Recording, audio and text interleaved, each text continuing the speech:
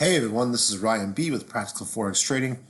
This is your weekly analysis for the Dow Jones Industrial Average, or the Dow Jones 30. If you want to stay up to date with all of our weekly videos about the Dow Jones, make sure you click that red subscribe button on the bottom right-hand corner of your screen. Okay, great. Let's get started. This is a weekly chart, meaning each one of these small green or red candles represents a week of price action, a week of market action. And my sentiment is bullish, meaning I believe price will continue to go upwards, but I do have a footnote that there could be a possible pullback soon to the 28,500 mark. And that would be A-okay. That would still be bullish, even possibly down to 28,000. That would be okay too.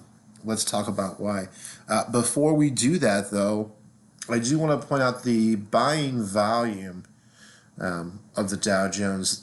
Going back to 2012, we can see volume represented in this chart growing through 2016-17. Look at the buying volume through the last few years. Some real serious buying and selling happening over the last few years, and now prices popped above that. So every time we see price really kind of go down, trickle down, that means our next breakout, right? Our next big surge is coming up possibly soon. It could just drift for a while. Now, a lot of doomsday people will try to tell you that, oh, the big sell-off is coming. But our technical analysis shows us that's not very likely. Here's why. We've got a bunch of support here at the 27,000 line. We'll call this 26,700 through 27,000 right there. That's really your big support zone. Right, so let's go ahead and draw it in like a square. We're going to add a square. And we can see it's really it's a zone. It's not a true finite number. But really every time price took a long time to break through that ceiling, right? A couple years to really break through. So once it did, that means it would face just as much support or resistance, if you will, price resistance, for price to go back through there. So when people talk about all the doomsday stuff about, oh, the market's going to fall, that would really take a lot, some serious momentum of selling in order to happen, right? Because once price defines and breaks through an area, it tests it several times. So it would have to keep coming down and testing it, and more than likely what would happen is that price would just shoot right back up. So let's go ahead and zoom in on these lines. There we go. So this is a smaller view.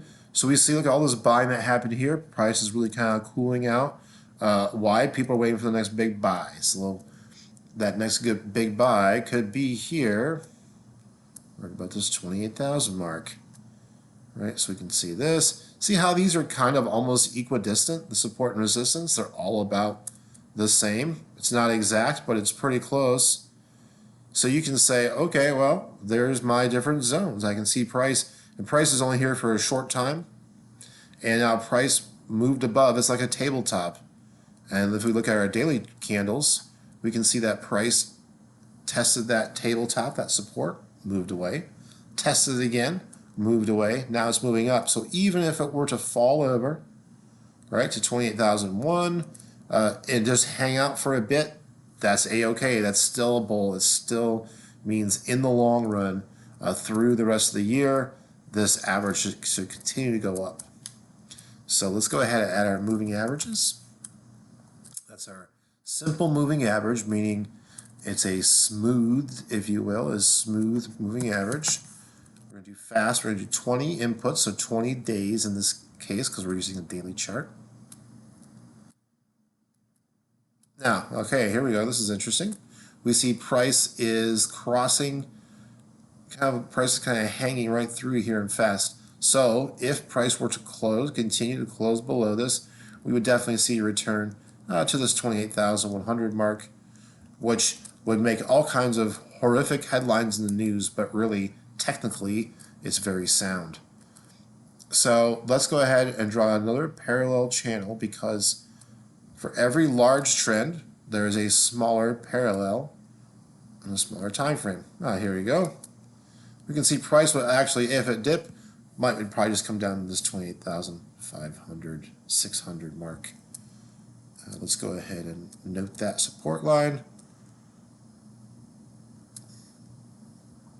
Right, so we see a lot of support there. We see price kind of pushed above it.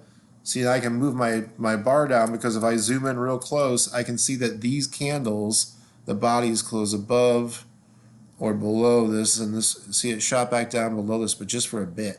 Then boom, more buying. So I don't see a drop below 28,500 or 600 anytime soon, and that should lead for more great buying, more stock market bulls as we continue into spring. So good luck trading. Hold on to that 401k. Don't cash it out. And good luck trading. Talk soon. Bye.